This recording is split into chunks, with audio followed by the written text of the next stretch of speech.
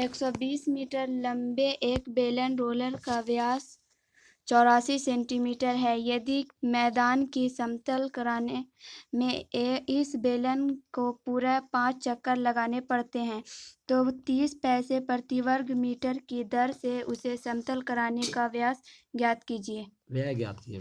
व्यय ज्ञात कीजिए। ठीक। क्वेश्चन क्या था, एक बार और पढ़ दें। क्वेश्चन क्या हम पढ़ दें, कहाँ पर है? 22 नंबर क्वेश्चन।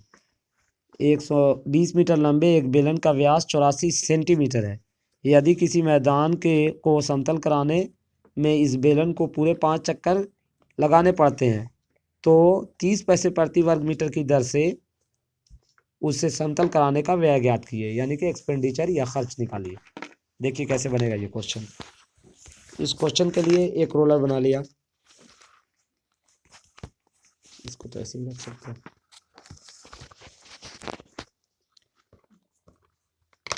देखिए ये एक रोलर बनाया, आप तो देख रहे हैं।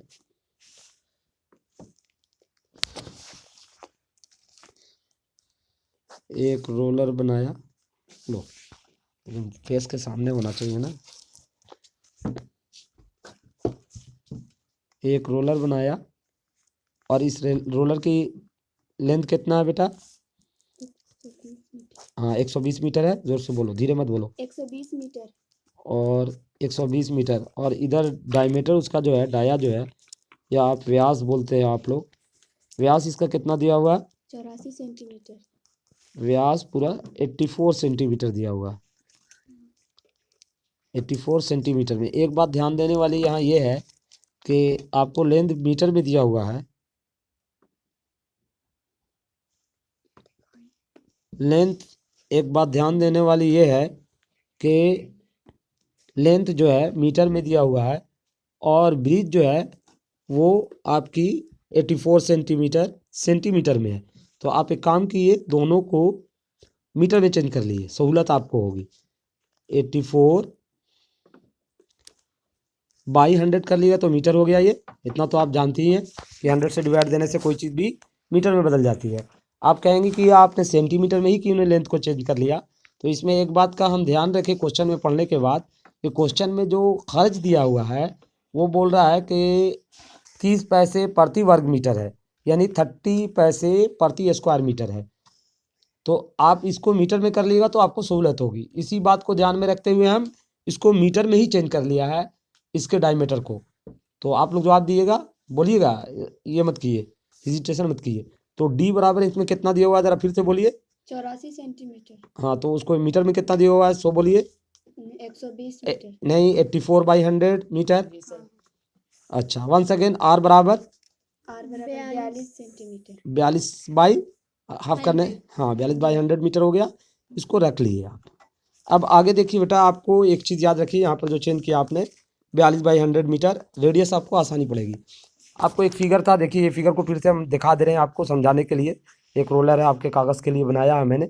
इसके एक चक्कर काटने का मतलब है कि कोई एक स्पेस से ये शुरू कर रहा है। मान लिया ये जो निशान है इसमें, देखिए ये निशान देख रहे हैं जो आप, इस निशान को ही हम ज़मीन की सतह पर डाल दिया और उसको घुमाते घुमाते घुमाते घुमाते फिर से जब ये उसी जगह पर जाएगा तो ये एक चक्कर लेगा।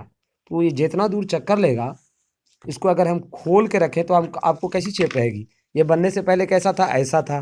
तो इसका आप अगर इसका ये निकालते हैं, क्या निकालते हैं इसका, अगर आपसे बोले कि एरिया क्या होगा तो क्या बोलिएगा, इसका कौन चीज़ है ये, इसको पेंट करने में क्या खर्च होगा, कोई भी बताइए इसका एरिया क्या होगा। हाँ वर्ग नहीं है, फिर से बोलिए। रेक्टेंगल है, आयत है, आयत क्षेत्र, हाँ बोलिए। आयत का क्षेत्रफल लंबाई इंटू चौड़ाई होगा ना, लंबाई इंटू चौड़ाई। तो जब ये घूम जाता है तो क्या कहलाता है, जब इस तरह से कर्व हो जाता है इसके तरह, ये तो क्या कहलाता है, ये वृत्त की परिधि, यानी कि पेरीमीटर ऑफ ए, या रेक्टेंगल नहीं, पेरीमीटर ऑफ ए सर्किल, यानी कि सरकमफ्रेंस ऑफ ए सर्किल, जिसका फॉर्मूला क्या है, सरकमफ्रेंस ऑफ ए सर्किल, या सरकमफ्रेंस ऑफ ए सर्किल, या फिर हम बात करें कि सरकमफ्रेंस ऑफ सर्किल बोले तब भी, और या फिर नो वृत्त की परिधि बोले तब भी। तो उसका फॉर्मूला क्या है, सरकमफ्रेंस ऑफ, हाँ 2 पाई आर है, वृत्त की परिधि 2 पाई आर है। और इसमें कौन सी गुना करते हैं, हाइट गुना करते हैं तो क्या पूरा फॉर्मूला क्या होता है, जिसको हम क्या कहते हैं, पूरा curve surface area of a cylinder.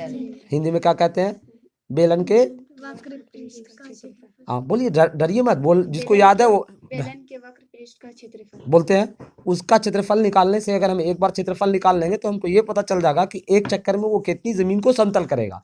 आगे क्वेश्चन है कि वो 5 चक्कर लगाता है तो 5 से गुना कर देंगे। आप देखिए 5 चक्कर लगाता, 5 से गुना कर देंगे तो टोटल हमको ये पता चल जाएगा कि कितनी जमीन समतल होगी, और फिर जो रेट दिया हुआ उससे मल्टीप्लाई कर देंगे, आंसर आ जाएगा। तो देखिए अभी फट से हम कर देते हैं कि आप ये देख रहे हैं कि फॉर्मूला तो अभी हम बोला, हम इंग्लिश में लिख के ही बना दे रहे हैं। तो क्या था इंग्लिश में, अभी क्या बोले थे, हाँ, curve surface area of a cylinder, या हिंदी में भी लिख दें, आप लोग दोनों बोलिएगा तो दोनों में लिख देंगे, curve surface area of a cylinder, या हिंदी में बोले इसको तो क्या बोलेंगे, बेलन के वक्र पृष्ठ का क्षेत्रफल। बेलन के वक्र पृष्ठ क्षेत्रफल। तो ये बेलन के वक्र पृष्ठ का क्षेत्रफल बराबर क्या होता है, क्योंकि यहाँ एक्चुअली हमको यहाँ लिखना चाहिए, लेकिन वहां पर जगह कम पड़ेगी तो हम थोड़ा नीचे लिख ले रहे हैं, 2πr/h। 2 तो 2 हो गया, पाई का मान आप लोग को मालूम है 22/7, आर रेडियस हम लोग का कितना दिया, 42/100, ये मीटर में है, आई इंटू 120, हाँ हाइट जो 120 थी, 1 0 से 1 0 काट लिए, और आप 22/7 है यहाँ, है ना, 7 1 जा 7 और 6 जा 42, 2 से फिर काट लिए, 2 3 जा 6 और 2 5 जा 10। आप मल्टीप्लाई किए इसको, 22 22 दूना 44, अब 12 तिहाई 36, 44 36 को पूरा मल्टीप्लाई करके कितना आ रहा है बेटा, 1584। तो मल्टीप्लाई करने के बताने की जरूरत नहीं है, और एक बार लिख भी दे रहे हैं आप, जैसे भी करना आपको। 22 इंटू 2 किया था आपने तो 44 आया था, और इधर से 36 आया था आपका, इसको मल्टीप्लाई किया आपने, हम तो शॉर्टकट में मल्टीप्लाई करते हैं, आप तो जानती हैं, तो 1584 आया।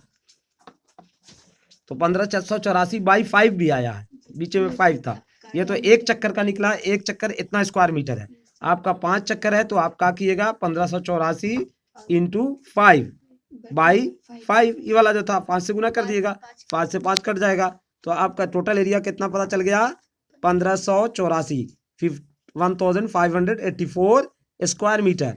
अब बेटी जब ये पता चला तो आप इसको क्या कीजिएगा, आपका रेट कितना दिया हुआ है, 30 पैसे। देखिए इसको हम, मेरे पास जगह कम गई है, क्या आ जाइए इधर, तो आप आप जानती हैं कि जब भी कोई चीज़ दी रहती है, एक चीज़ का मालूम, 1 स्क्वायर मीटर का मालूम हो, 1 स्क्वायर मीटर का आपको मालूम हो 2 रुपया, तो 2 स्क्वायर मीटर का खर्च क्या होगा, तो आप क्या किया, मल्टीप्लाई किया कि नहीं किया, तो यहाँ पर ये मल्टीप्लाई कर देंगे इसको, 1584 मल्टीप्लाई किससे हो जाएगा, 30 पैसे से, तो यानी पैसे को कैसे लिखते हैं, हाँ 0.3।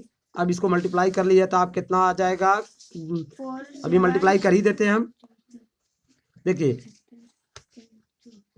4 3 जा 4 3 12 के 2 हाथ में रहा 1, और 8 3 के 24 है 1, 25 के 5 हाथ में रहा 2, और 5 3 15 2 17 के 7 हाथ में रहा 1, 3 1 3 और 2, सही मल्टीप्लाई है ना,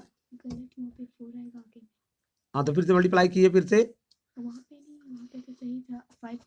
वंस अगेन मल्टीप्लाई किए, 4 3 जा 12 के 2 कैरी 1, 8 3 जा 24 और 1 25 कैरी 2, 5 3 जा 15 और